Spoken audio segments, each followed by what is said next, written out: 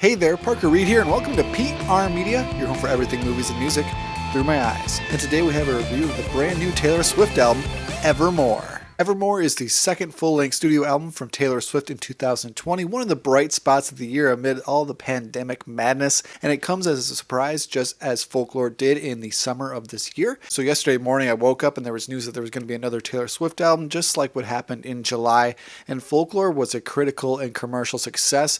Even though there was no pre-orders or anything else to kind of ramp up the marketing of that record, it came out, it did really well, it was one of the best-selling albums of the year, so they're trying to repeat the success of that with this second album, Evermore, and it's being described as the sister record to Folklore. But is it as good as Folklore?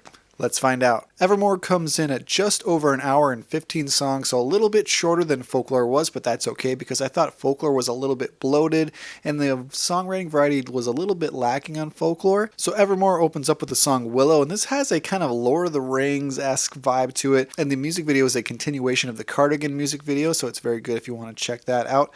And it has probably the best lyric on the entire record being, "I come back stronger than a 90s trend." Taylor Swift has never been more on the money than right there.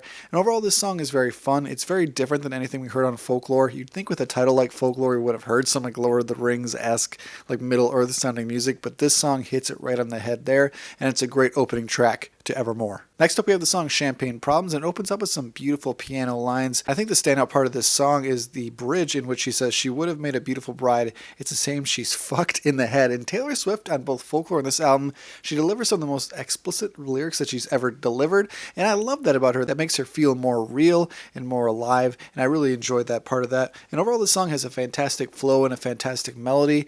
It's very catchy. Like this entire record is catchy, but this song especially. It's all about just bad breakups and messy situations you get in when alcohol is present, so I really enjoyed the song Champagne Problems, the second track of Evermore. And a defining characteristic of the album Evermore in general is it has a little bit more energy and a little bit more variety than Folklore does. So the song Gold Rush has some energetic beats. I call it the boots and cats kind of rhythm. It's got that pulsating pattern and some great chords changes during the chorus, and the rushed piano line in the background of the song really adds some variety to this track, so this is another good song of Evermore. 3 for 3. One of the weaker tracks in the beginning of the track list in Evermore is the song "'Tis the Damn Season." I think it's a bit wordy, it over-explains itself a little bit. Drums are a bit hit and miss on it, but it's a fun holiday lonely anthem. That's pretty much what it's meant to be. It's coming out the right part of the year for that, but if you reflect on the song in like 6 months when summer hits, it's not going to hit nearly as hard, so I think it's one of the more forgettable songs in the beginning part of the track list. But what might be one of the best songs in the entire record is the song "Tolerate It." It's an interesting take on a ballad in which most of it is kind of pictured as a love song, but then the unrequited love aspect comes into it at the end of the chorus, and I thought that was an interesting take on it. And it definitely has some Bon Iver-esque background electronic elements too as well, so I enjoyed that aspect of it. And I really think that this song is one of the best on the record. It's got an interesting structure, the piano sounds brilliant, and I enjoyed the interesting take it took on its songwriting topic. And we have a few more features on Evermore than that were on Folklore. We have 3 of them, in fact, being the National, Bon Iver, and the 6th track features Haim. And the song "No Body, No Crime," it has a traditional country feel, but having Haim in there really gives it more of a full band feel, and it's a fun cheater revenge tale. The variety added with this track was very welcome. But then we get into some of the more forgettable tracks on this album, being Happiness and Dorothea, the 7th and 8th tracks. They've got some unique synth sounds, but they become more cliche when the drums and the piano come in. And Dorothea sounds like an Elton John song. This was the most throwaway track in the entire record. I think Dorothea is the weakest song in Evermore. It's just not memorable, and it kind of reminisces about like a 70s feel. It's definitely not Taylor Swift's wheelhouse. And one of my favorite songs on this album is the 9th track, Coney Island, featuring The National, and I love The National, so seeing them pop up on this record was really cool to see. And this song is all about just not taking your partner and your relationship seriously. That's kind of portrayed with the song Sorry for Not Making You My Centerfold. And Matt Berninger's really deep voice very much complements Taylor Swift's vocals. It makes for an interesting pairing, and hearing them go back and forth makes it sound like they're an actual couple, which adds some authenticity to the track. And this is one of the best ballads in the entire record. It really sounds like a song like The National would do, so I can see why it's on this track list. So The National feature on this album, very good. Then we get into the more forgettables tracks again, with 10 and 11 being Ivy and Cowboy Like Me. Sure, they've got some pretty and plucky acoustic guitars, but they're somewhat forgettable. Ivy sounds Folklore kind of esque, so I wasn't really remembering that too much. And Cowboy Like Me, I thought it was going to be more of a country song, but it just kind of ends up being another piano acoustic ballad. It wasn't memorable at all. The 12th track, Long Story Short, sounds like it could have been right off of 1989 if you would have added some more pop instrumentation to it. I really enjoyed this song. It's a very upbeat song. It's probably the most upbeat song on all of Folklore and Evermore, so it's kind of nostalgic to see this song come up. The 13th track is a song called Marjorie, and it has one of the best refrains in the entire record. I think the refrain, "What died didn't stay dead," it just kind of talks about the reoccurrence of lost ones and those memories that can constantly pop up in your head.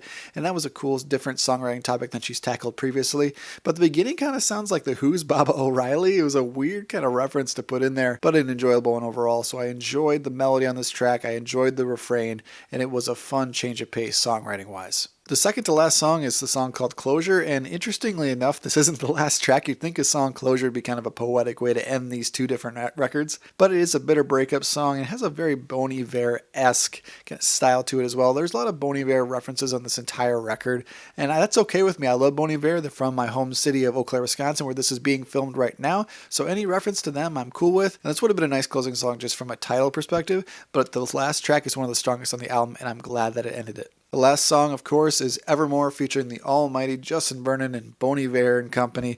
Thankfully, they're back after their feature on Exile on Folklore, and I think Exile is a better song, but I like how Justin Vernon was used on this. He was used more sparingly. He comes in at the bridge with his falsetto vocals, where on Exile he was using most of his natural voice instead. And the piano line in this song is very similar to Exile as well, but in the end it is a strong song. It's got a good melody and a good refrain. It's kind of an epic feel to the end of this record. Now that we've gone through all the track list, which album do I prefer? I actually prefer Evermore. It's got a little bit more energy to it, a little bit more songwriting variety, and I think its high points are higher than Folklore, and its low points aren't as low as Folklore. This is a very strong record. I would definitely recommend it. Thankfully, we got another strong album in 2020 right here at the end, and surprisingly enough, Taylor Swift delivered two amazing records this year. I gave Folklore an 8 out of 10 when I reviewed it a couple months ago, and I'm going to give Evermore a solid 9 out of 10. One of my favorites of the year, and definitely one you're going to want to check out. And you'll probably end up including it on your best of list, because I know that I will. Thank you so much for watching this video. If you like what you saw here, you can check us out on Facebook or Instagram. Like, comment, and subscribe if you so choose. My name is Parker Reed. You've been watching PR Media. Keep supporting physical media, and I'll see you next time.